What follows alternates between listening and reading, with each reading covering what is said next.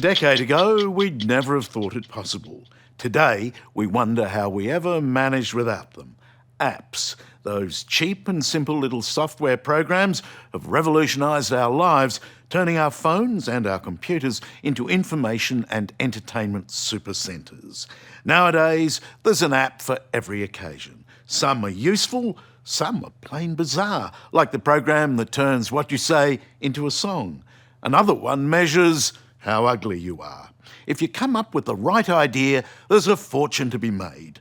And as I discovered, you don't have to be some Silicon Valley geek to get in on the act. It might look nothing like productive and gainful work, but what Phil Larson's doing is making a fortune.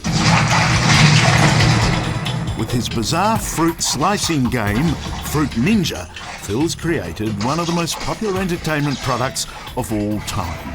It's been downloaded a staggering 300 million times at 99 cents a pop. You do the sums. It rolls off your tongue, but it's a massive number. Absolutely. It's, 15 times the population of Australia. Yeah. How many times do they get activated per game? At 26, this boy from Brisbane is the new breed of dot-com entrepreneur. So you have a frenzy. His company, Halfbrick, builds those tiny applications, aptly called apps, that sit on your mobile device. Anyone, anywhere, with less than $1 to spend is a potential customer. But did you know the business model could be so huge? Yep, absolutely. US, China, Europe, Australia, everywhere around the world, we can distribute games at the click of a button, and they'll be available instantly. How many apps are there in the world right now? By the time you answer, it's obsolete. Yeah, by the time I answer, it's probably millions more. Over 1 billion worldwide across everything. It's ridiculous. What's remarkable about apps is, if you're like me, you've probably been using them for years and didn't even know it. Many can be downloaded for free, others are bought online in app stores for as little as $1. And they do just about anything. Some are simply practical. This one turns your phone into a torch. Another tells me where I left my car or the weather in a distant city. Then, to my mind, some are quite pointless, like this app, where you throw angry birds at green pigs. Totally useless, I reckon, but it sold 1 billion downloads, so what do I know? Then there are some, well, I don't know what to think. This one turns everything I say into a song. This one turns everything I say into a song. Dumb? Well, maybe not. It made $1 million in the first week. And then there's one which usefully tells me something I already know, how ugly I am.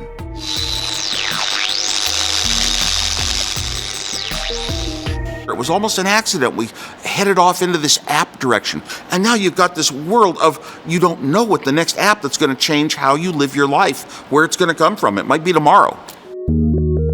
None of this would have happened without Steve Wozniak, the computer engineering genius who, in 1976, started a company called Apple in his garage with the late Steve Jobs. And so began a digital revolution.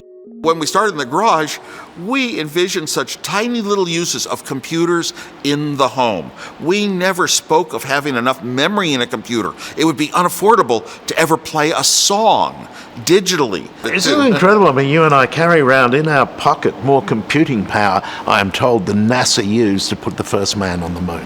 And now you've got 1,000 times that computer in a little device in your hand that computes, that actually even has pictures, it has music, it has sounds. It is so wonderful.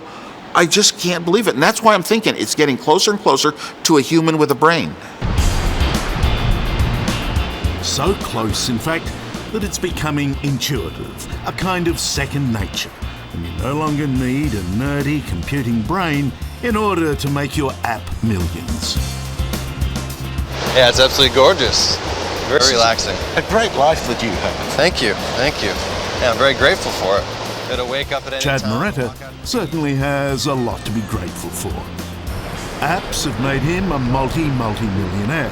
And what's remarkable is that Chad has designed hundreds of them, but never written a single line of computer code in his life. When I first started making money, I didn't know it was real either.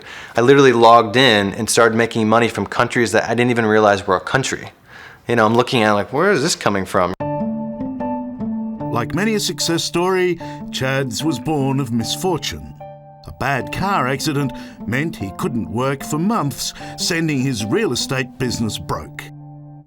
This is the first app, so this is fingerprint security. Place your finger flat on the scanner.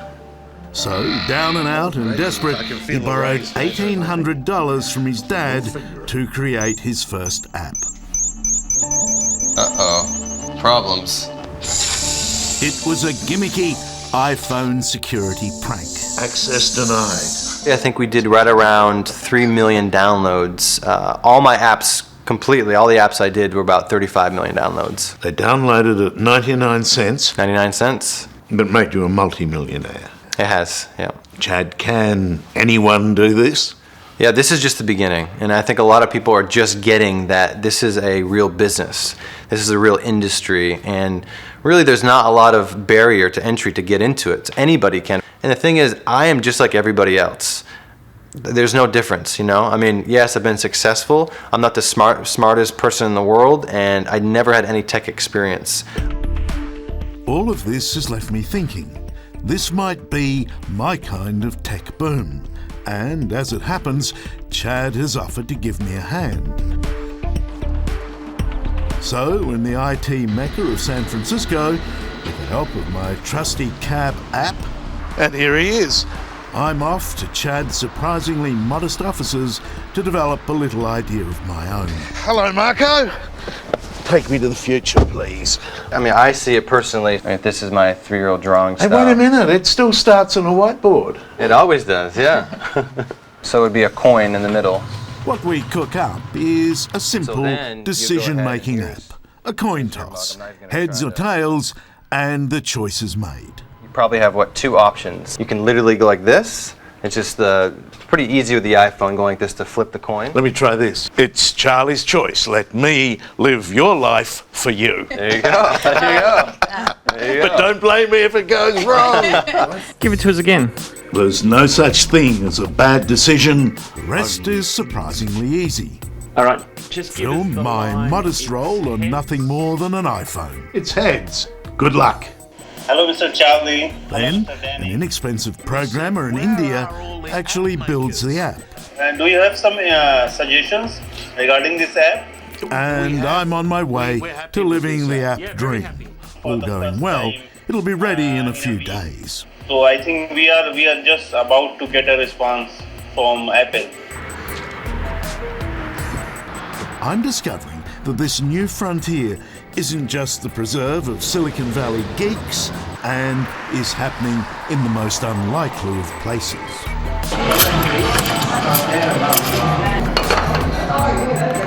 Would you like a coffee? I'd love one, but I've already ordered one on your app. It should be Excellent. here in a... Aha! Here it is. Thank you very much. It works. Yes, it does work. I pinch myself all the time that we're here doing this. It's fantastic. Simone Isles is building her app empire in the central New South Wales town of Wagga Wagga. Let's get a small cappuccino takeaway, please. First app is called 365 Cups, which quite ingeniously helps you skip the queue at the coffee shop by ordering your cuppa before you get there. Caps, did you say? We open what's called a virtual store, so then their customers can order and pick up and go. But at the end of it, you get a real coffee. Yes, that's right. So that's terrific. How many are you selling? We've had over 35,000 orders through the system, so 85,000. Yes. Seems a logical thing to do now that I've used your system.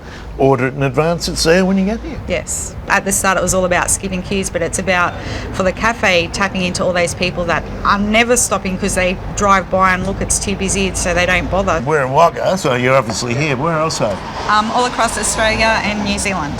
A small flat white and a small latte.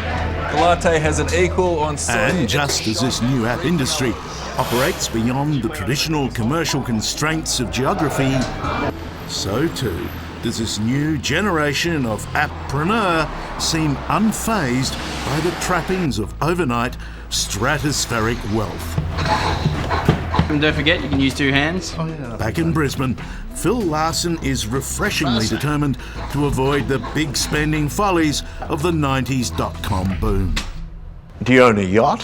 No. Do you own an island in the Barrier Reef? I can assure you I do not. Do you have a fabulous penthouse? Nope. It seems to me that a lot of you apps blokes aren't particularly materialistic. It's because, we love doing what we're doing, and we live in Australia, we live in Brisbane. We're a casual society. We work really hard, and then once it's done, we like to relax, hang out with friends, barbecues. There's an app for that.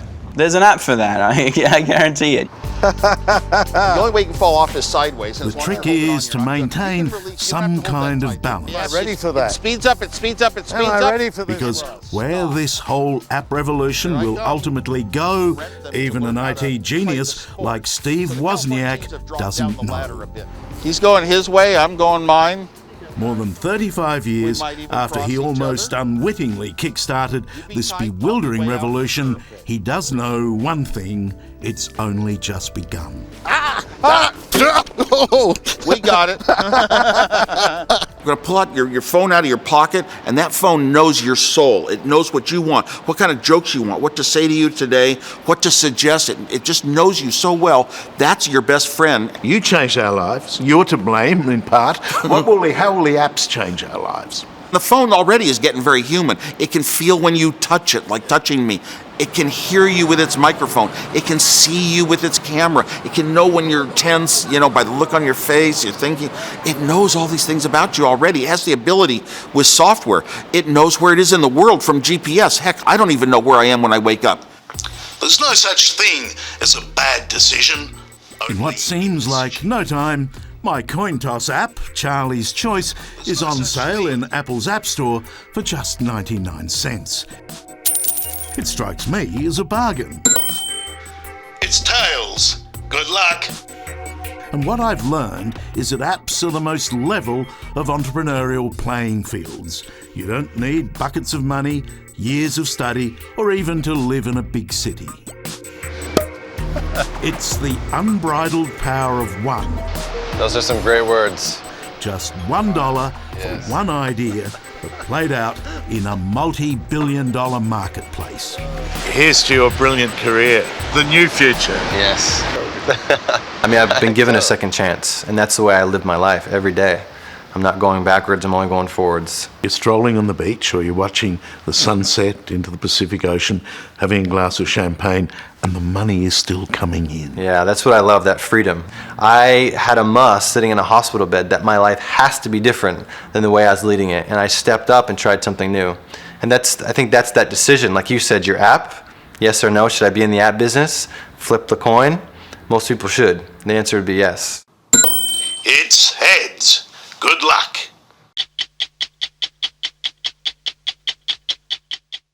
Hello, I'm Tara Brown. Thanks for watching 60 Minutes Australia.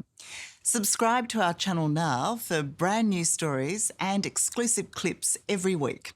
And don't miss out on our extra minute segments and full episodes of 60 Minutes on 9now.com.au and the 9Now app.